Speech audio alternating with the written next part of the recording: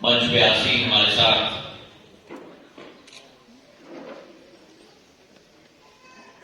ये अतिशयोक्ति नहीं होगी अगर मैं कहूं कि हमारे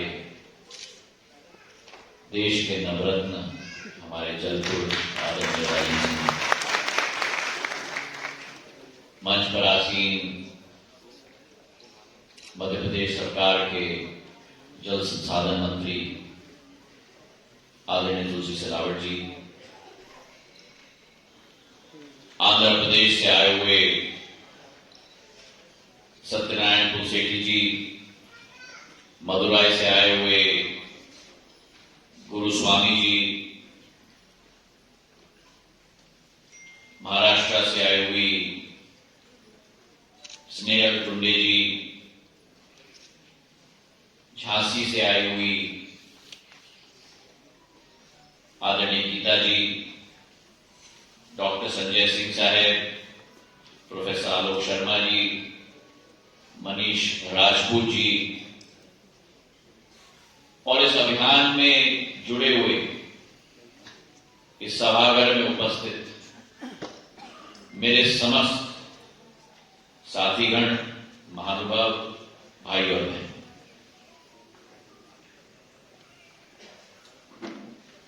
आज एक बहुत महत्वपूर्ण अभियान जो निरंतर राजेंद्र सिंह जी का एक जीवन का अर्थ है, उस अभियान की शुरुआत विरासत बचाओ राष्ट्रीय जल सम्मेलन आज ग्वालियर में आयोजित किया जा रहा है। मैं बधाई नहीं देना चाहता राजेंद्र सिंह जी को, पर मैं धन्यवाद अर्पित करना चाहता हूं राजेंद्र सिंह जी को कि उन्होंने ग्वालियर को चुना इस सम्मेलन को आयोजित करने के लिए।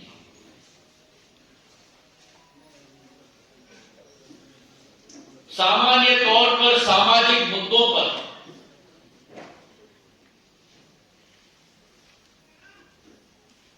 जितना ध्यान हमें देना चाहिए, जितनी परिश्रम हमें करनी चाहिए, आज उसका सबसे बेहतरीन उदाहरण राजेंद्र सिंह जी स्वयं की जीवन से हमें आज प्रेरणा मिलता है। और ये भी मैं कह दूं कि आज का मुद्दा जो रेखांकित किया गया है जल संरक्षण का,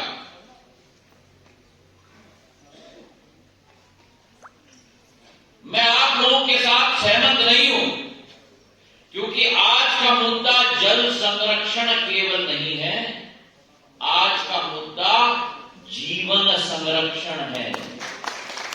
क्यों? आप पढ़िए उस स्लाइड पे क्या लिखा है कि जल है तो ही कल है। तो ये जल संरक्षण का मुद्दा इस पृथ्वी पर जीवन संरक्षण के मुद्दे के तार तार से जुड़ा हुआ है। और जो राजेंद्र सिंह जी ने कहा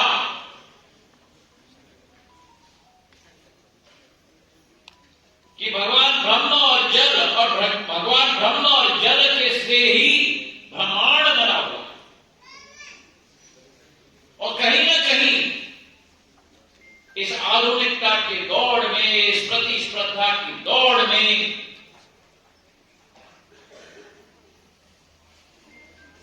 उस सिद्धांत को, उस मर्यादा को मनुष्य जाति भूल चुकी है। और जब मनुष्य जाति भूल जाती है तो पृथ्वी और प्रकृति दोनों मिलकर दोबारा याद दिलाती है।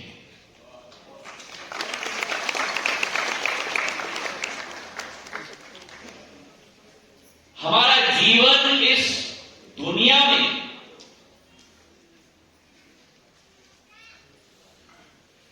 प्रकृति और नष्ट करने के लिए नहीं,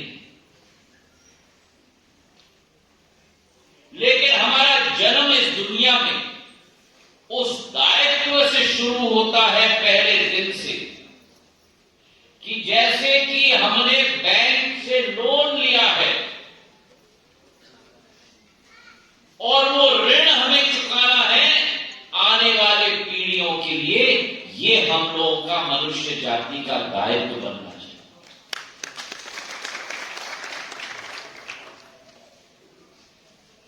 और धर्म में भी इसी का संदर्भ दिया गया है। इस अभियान को हमें धर्मों के साथ भी जोड़ना होगा।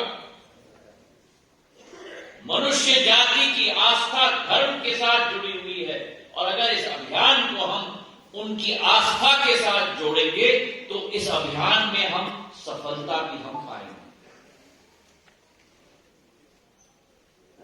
ऋग्वेद में लिखा गया है कि आपो हिष्टा मयो भव,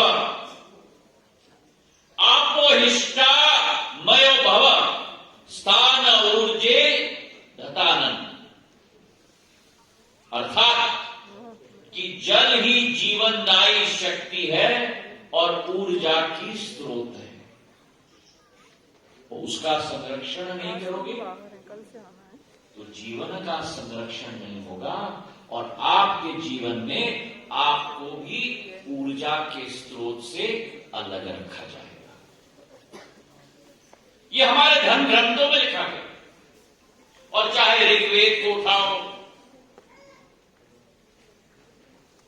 चाहे किसी भी धर्म के ग्रंथ को उठाओ, वो प्राथमिकता सदैव हमारे धर्म ग्रंथों में जल के प्रति दिया जाता है। जल का पूजन किया जाता है।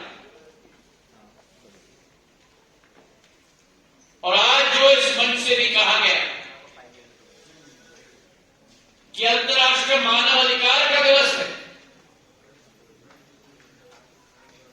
मानव का अधिकार, मानव उस अधिकार से वंचित रह जाएगा अगर जल की प्राप्ति मानव को नहीं मिलेगी। तो आज इस अंतर्राष्ट्रीय मानव अधिकार के दिवस पे भी इस सभाघर में बैठे हुए 18 राज्यों से आए हुए, आने वाले 1-2 घंटे में 22 राज्यों से उपस्थित लोगों को वो संकल्प लेना चाहिए जल संग्रहण का, और इस क्रांति में भाग लेने का भी संकल्प।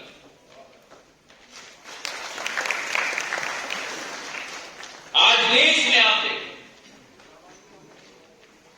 राजेंद्र सिंह जी ने कहा कि और इनका और हमारा तो न जाने कैसे, और मैं तो मानता हूं कि जीवन का सहयोग। 2003 में जब मैं राजनीति में नहीं आया राजेंद्र सिंह जी, 2002 में, और ना मैं आज राजनीति में हूं, मेरा पथ जनसेवा का है और आपका भी पथ जनसेवा का है। केवल मेरा माध्यम अलग है और आपका माध्यम अलग है, लेकिन लक्ष्य वही है। और मुझे अच्छी तरह याद है जब मैंने इनके बारे में सुना, करीब 20 साल पूर्व, और तब के राजेंद्र सिंह जी और आज के राजेंद्र सिंह जी में कोई फर्क ही नहीं। और इसका अर्थ ये है मेरे भाइयों और बहनों, याद रखना कि जल का मान सम्मान रखोगे तो सदैव ऊर्जावान और नौजवान दिखोगे। 2003 में मैंने उन्हें आमंत्रित किया, उनके बारे में मैंने सुना, मुलाकात नहीं हुई, संपर्क नहीं था, और मैंने आमंत्रित किया क्योंकि हमारा ग्वालियर चंबल इलाका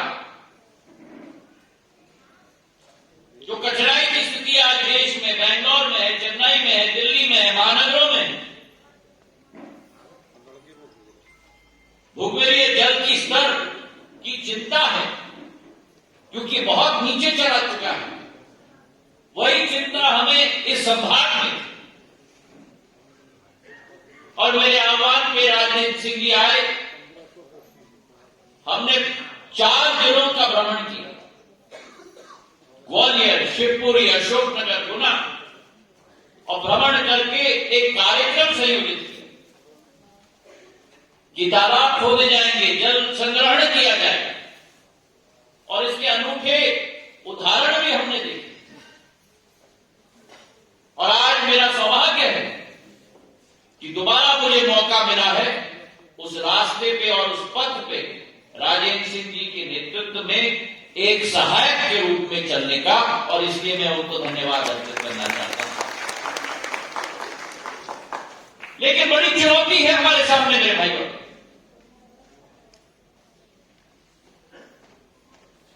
राजेंद्र सिंह जी ने अफ्रीका की बात की,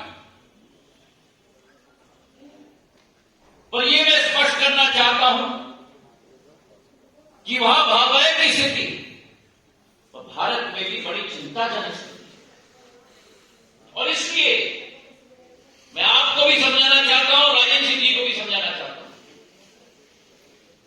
केवल किस स्थिति में है हम उससे संतुष्ट न हो, कितनी सफलता हमें प्राप्त हुई है उससे हम संतुष्ट न हो। क्यों? जरूर हमारी स्थिति अफ्रीका से बहुत बेहतर है, इसमें कोई दो राय नहीं, लेकिन यह भी आप याद रखें कि जो आबादी का प्रेशर भारत की सीमित भूमि पर है, वो आबादी का प्रेशर किसी देश की भूमि में विश्व में नहीं है, और ये चिंता का विषय है। 130 करोड़ जनता इस सीमित जमीन के क्षेत्र में,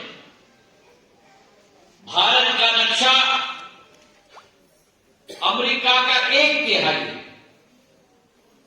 रूस का केवल 20%,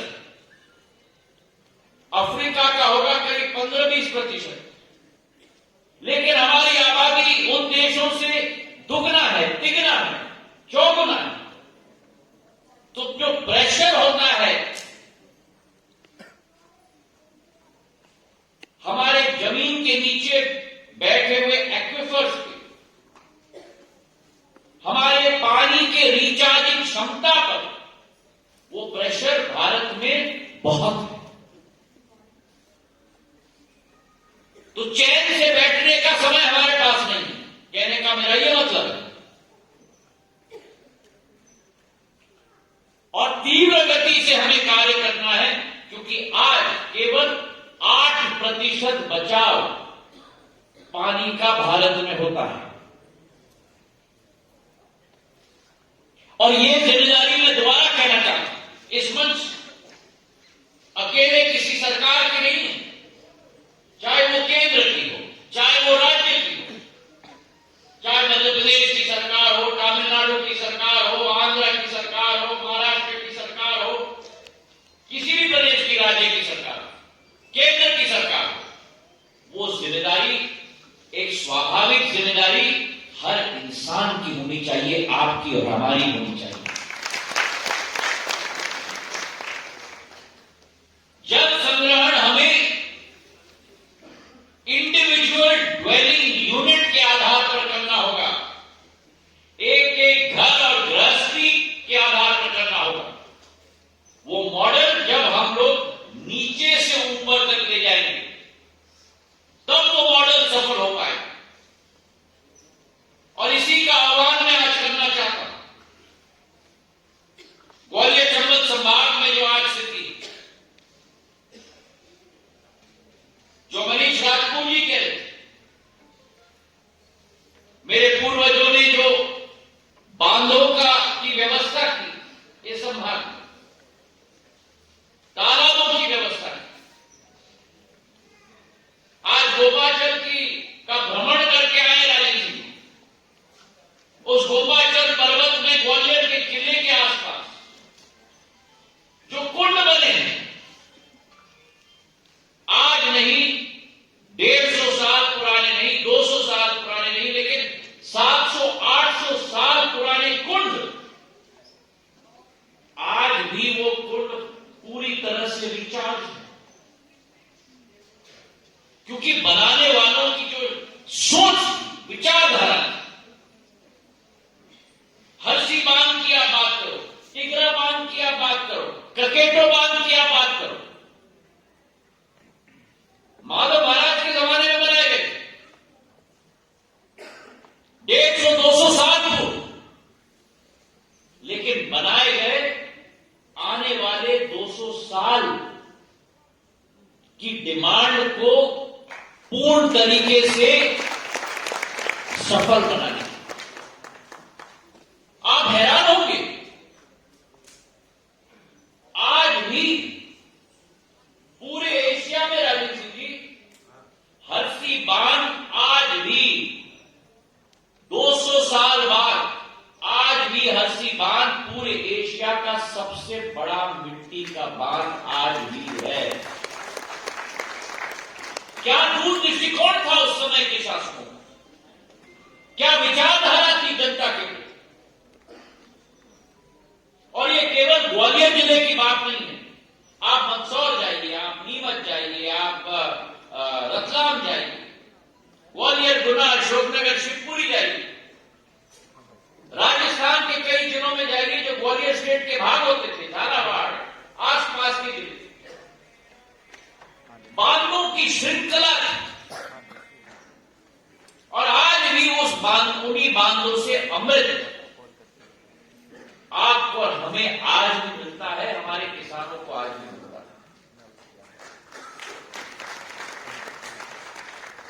तो एक तरफ हमारी विरासत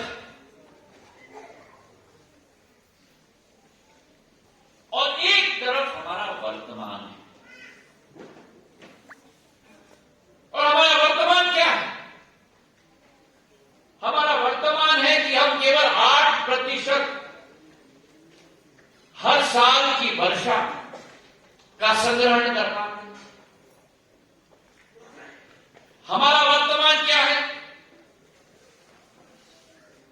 कि जो 1000 वर्ग फुट में के छत पे, आपके छत पर, हमारे छत पर, कहीं भी, मैं एक उदाहरण दे रहा हूं, अगर 1000 वर्ग फुट हो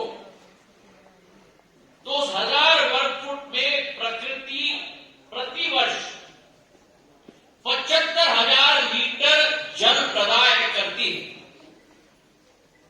जो नालियों में बहकर सर्वनाश करता है।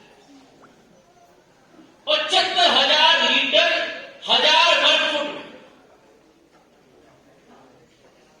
तो हमारे सामने चुनौती भी है, पर चुनौती के साथ अवसर भी है। उस अवसर का उपयोग हमें करना होगा। शिवपुरी के लिए मैंने मणिखेड़ा की बांध बनाई 125 करोड़। गुना को सिंध के साथ जोड़ा। चंबल से मैं मुरैना के लिए पानी ला रहा हूं, ग्वालियर के लिए पानी ला रहा हूं। बड़ी महत्वाकांक्षी योजना है, 400 करोड़ की। लेकिन उसी के साथ साथ जल संरक्षण, मैं कहता हूं उतना ही महत्वपूर्ण नहीं, लेकिन उससे कई गुना ज्यादा महत्वपूर्ण है। हमें एक एक परिवार को, ये गीता जी बैठी हुई, मैं इनको बधाई देना चाहता हूं और तालियों की गड़गड़ाहट से इनका उत्साहवर्धन करें, जो इन्होंने अकेले करके दिखाया है। शायद किसी और ने करके दिखाया हो इस पूरे देश में।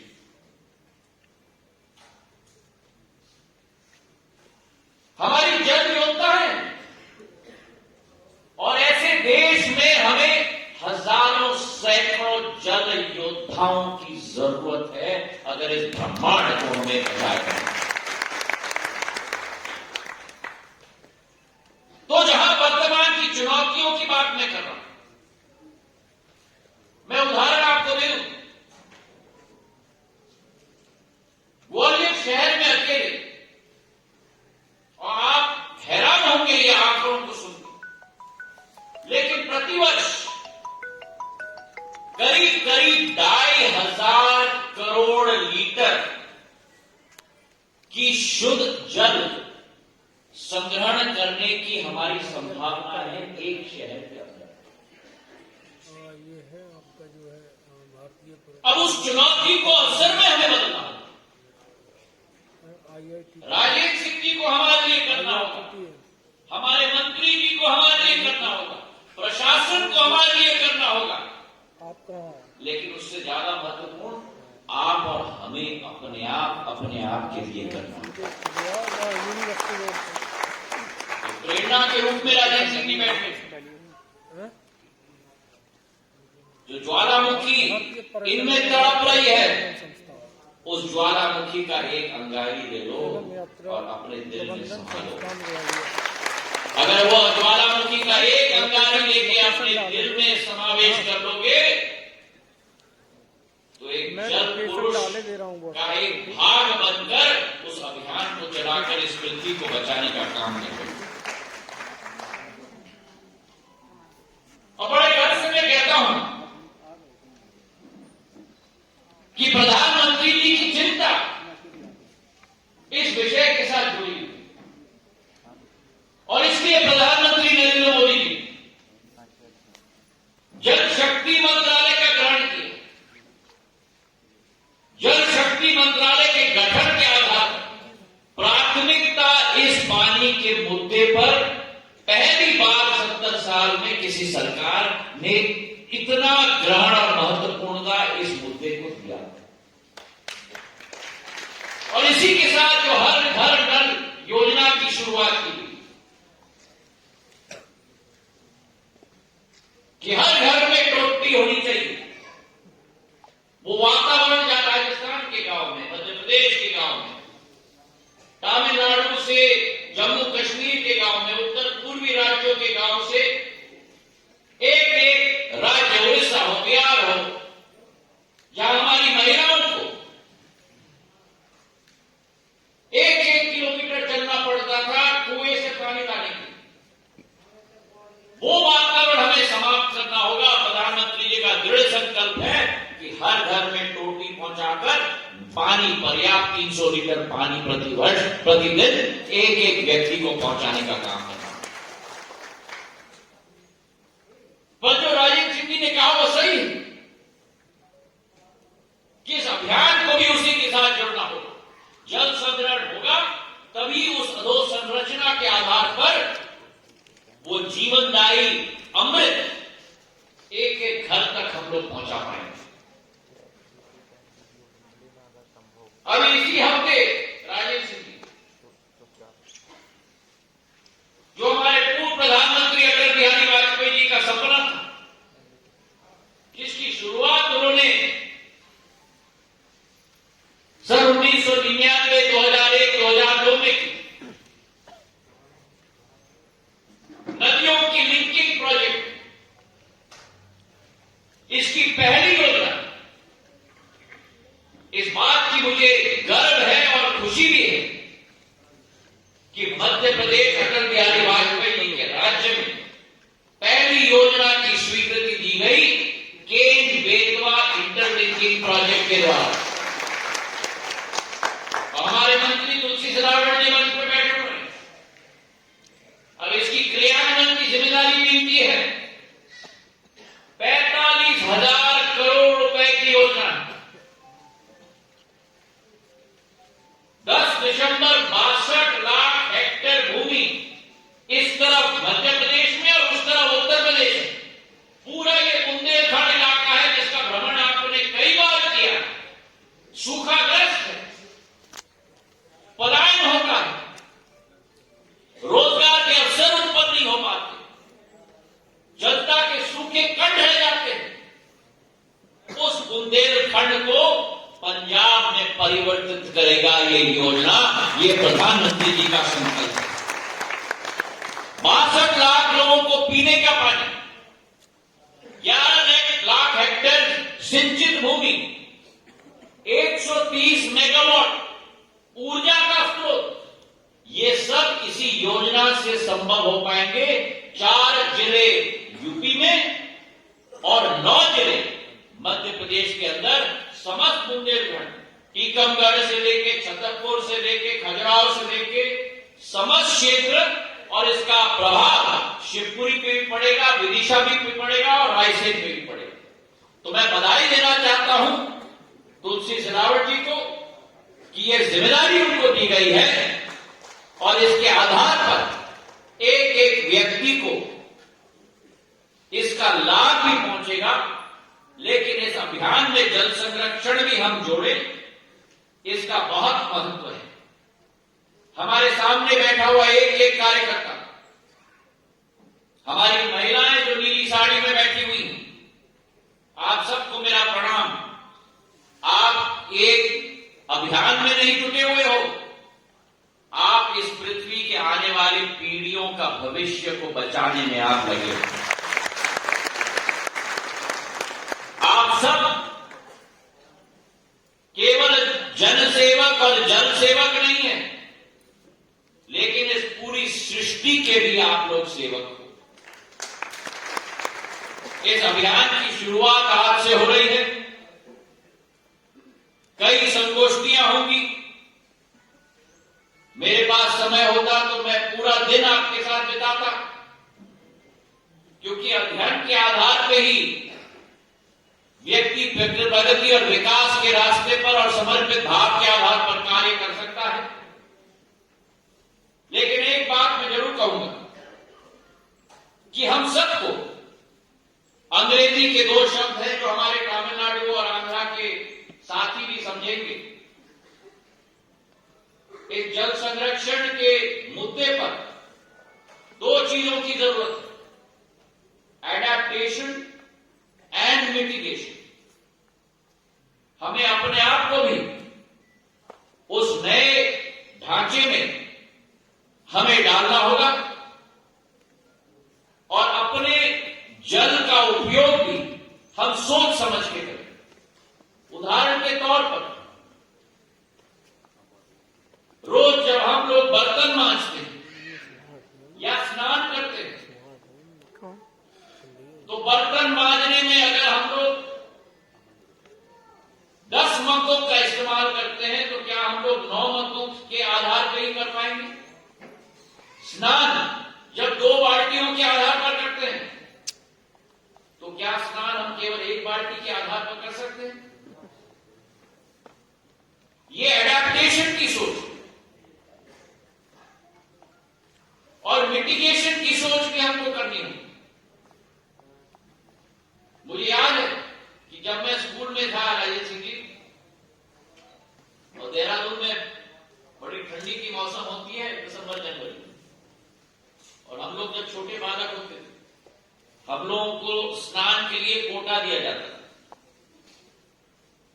क्योंकि उतना गर्म पानी मिलता नहीं था। तो जब हम लोग छोटे बालक होते थे तो हम लोगों को 5 मग्गे दिए जाते थे। एक मग्गे में अपने बदन को गीला करो, फिर एक मग्गे में साबुन लगाओ और 3 मग्गे में अपने आप को साफ करो। तो वैसा ही आप कुछ नियम धारण करिए और हम सबको उस नियम का संकल्प लेने का एक मौका दिलवाइए, क्योंकि अनुशासन के आधार पर ही ये काम किया जाए। आज मुझे बड़ी खुशी हुई इस कार्यक्रम में उपस्थित होकर, और दोबारा राजेश सिंह जी जैसे महान व्यक्तित्व के धनी हमारे शक्ति के केंद्र के साथ बैठने का मुझे एक मौका मिला। आप सबको मेरी तरफ से बहुत बहुत